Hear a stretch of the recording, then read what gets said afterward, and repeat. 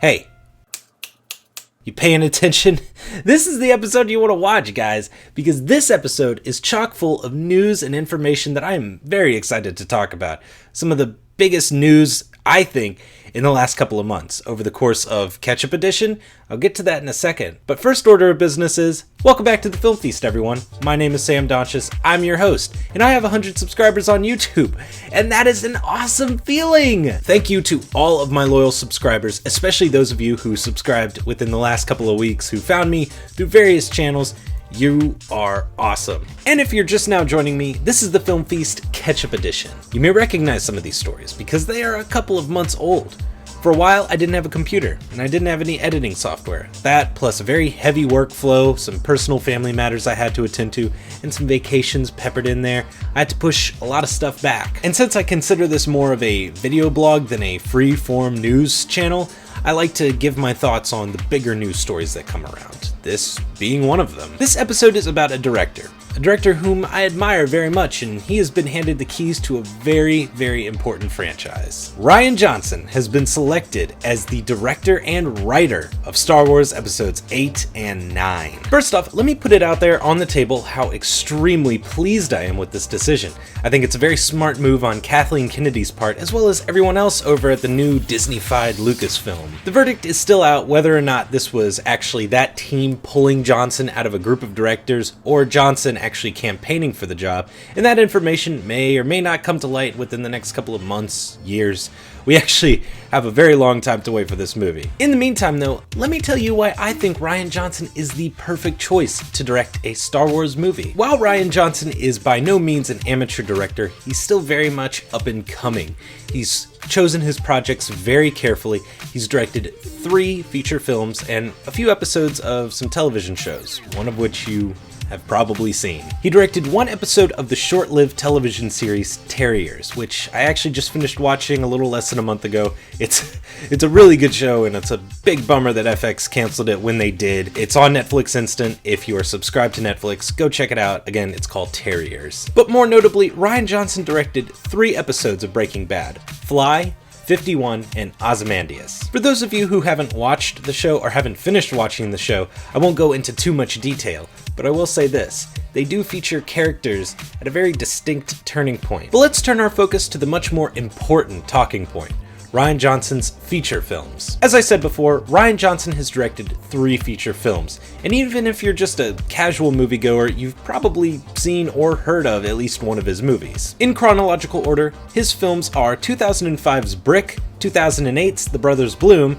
and 2012's Looper. When you really lean back and take a look at the big picture, these 3 movies don't have a lot in common with one another, but I want to talk about the one element that they do share. Each of these 3 films are very deeply rooted to their main respective genres. I'll explain it like this. In short, if the film is a comedy, for example, it really harkens back to what it means to be a comedy on film. Not so much in a slapstick sense or in the way of physical comedy, but more like the light atmosphere about it. And I'll explain that notion even further when I get to his main comedic film, The Brothers Bloom. But let me start with his most recent film, Looper. The film came out in late September of 2012, and while it didn't perform fantastically at the box office, it came in at number 2 behind Hotel Transylvania, making $20 million on its opening weekend, which is pretty good, not great, but consider the fact that it is an original sci-fi movie.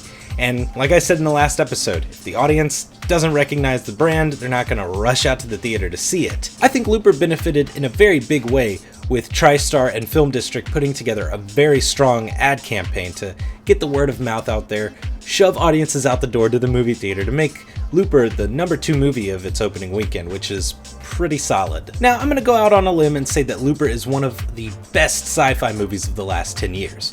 As far as my personal favorites go, it's definitely in the top 3. One may argue that Looper is stuffed with too many sci-fi elements, and I will admit it is a lot to take in on first viewing, but I've seen this movie quite a few times and I love it more and more every time I see it. For me, the notions of telekinesis and time travel being in the same movie are handled deftly. Maybe not perfectly, but deftly. The film has a lot of interesting character stuff going on, but most importantly, it shows that Rian Johnson understands lo-fi sci-fi. He understands what it means to make a homegrown sci-fi movie, using things that you could find around your house or in your garage, and he mixes that with very simplistic storytelling techniques in arguably one of the most complicated storytelling structures in that of time travel. And besides that last part, isn't that what the original Star Wars was all about? It's almost like Looper is Johnson's personal job application to direct Star Wars, although I think that does a little disservice to Looper because I do think it is a really cool, interesting movie on its own. So now, back to the Brothers Bloom. The first time I watched the film, the most impressive element to me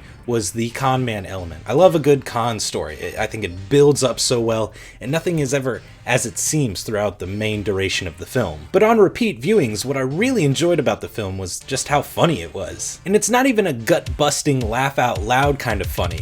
It's just a fun, easy movie to watch. The last time I watched the film, I found myself looking back on the work of Charlie Chaplin, and not so much the type of laughter or joy that he brought to the screen, but more just his style of humor. Johnson recognizes that and is able to pull those performances out of his actors so well. And for me, that's the best part about The Brothers Bloom, is just how well all of the characters are written. And now, it's time for me to talk about his most unique feature film, and probably the most complicated to talk about.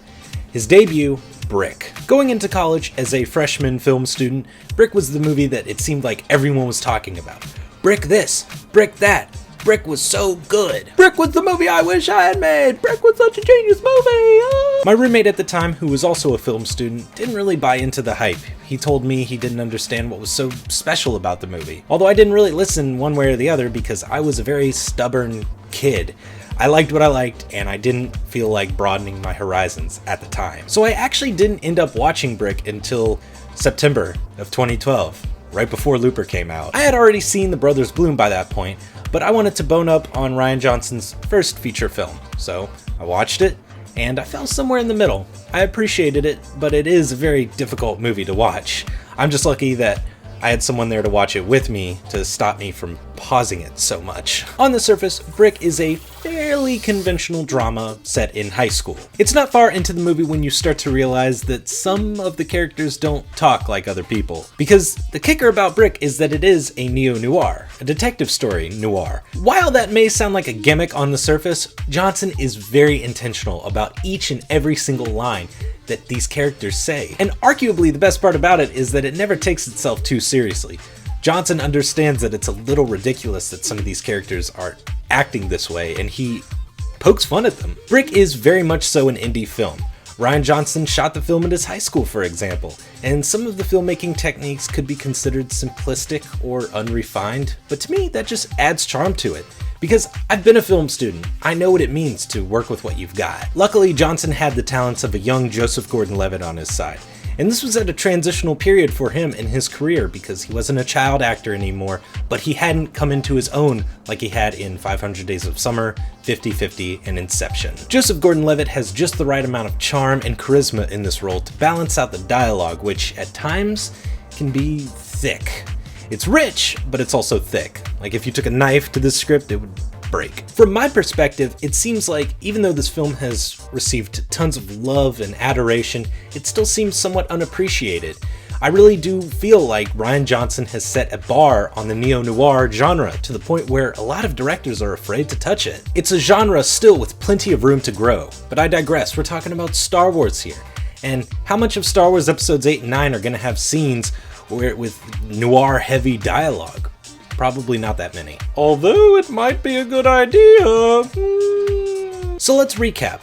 Looper is a film that shows that Rian Johnson understands how to make a great sci-fi movie that isn't a sensory overload or a CGI visual effects orgy on your eyeballs. And I think we can all agree that that is a big part about what's going to make these new Star Wars movies successful. The Brothers Bloom has really well-written characters and shows that Rian Johnson has a great sense of humor. In Brick, well, that's an utterly unique experience that you won't be able to find anywhere else, and shows that Johnson can take a genre by its core, really dig into it, and find out what makes it tick. In conclusion,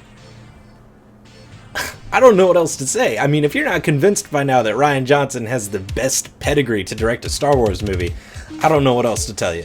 In fact, I'm going to put myself completely out on the limb and say that he's the perfect choice to direct Star Wars. It doesn't get any better. As I said earlier in the episode, we have a long time to wait for these movies, so get excited, but get gradually excited. Don't get too pumped too quick, you might hurt yourself. And I've read a little bit about what's going to happen in Star Wars Episode 7, some basic setup stuff, but even that is ballsy. But if JJ can pull it off, it's going to be great. And that's even gonna set the stage for Johnson to knock it out of the park, man. So jump down into the comments section and let's get a conversation going. Are you excited about the new Star Wars movies? 7, 8, 9, I don't care. Are you excited about the fact that Rian Johnson is directing them? Because I know I am. Are you pissed that they're still trying to make more Star Wars movies? And if you are, talk to me. I'll try and get you to be a little less pessimistic. Because now, more than ever, I think it's time to drop the cynicism. Let's get happy about Star Wars, guys. And join me for the next episode of The Film Feast, where I will be talking about Shane Black's biggest upcoming project, a new Predator movie. Thank you for watching. Jupiter Ascending is a space opera starring Mila Kunis and Channing Tatum about a girl who lives on Earth, a seemingly, unsuspecting girl who finds out that she has a genetic signature that makes her royalty and also heir to Earth. Eddie Redmayne plays the villain, the son to a matriarch who considers himself to be the heir to Earth, but when he finds out about Mila Kunis' character, Jupiter Jones, which is such an awesome name, he basically just wants to kill her. Channing Tatum plays Kane Weiss, a genetically engineered warrior who wants to protect Jupiter from any harm that might befall her, and he's also playing the newest member of the band Empire of the Sun. That's basically the skeleton of the plot. If I tried to explain any more of it from the synopsis that I've read it might confuse you. And I'm not trying to say that this is a confusing sounding movie. I'm saying that it's better experienced visually than through word of mouth. And that's just how it goes sometimes.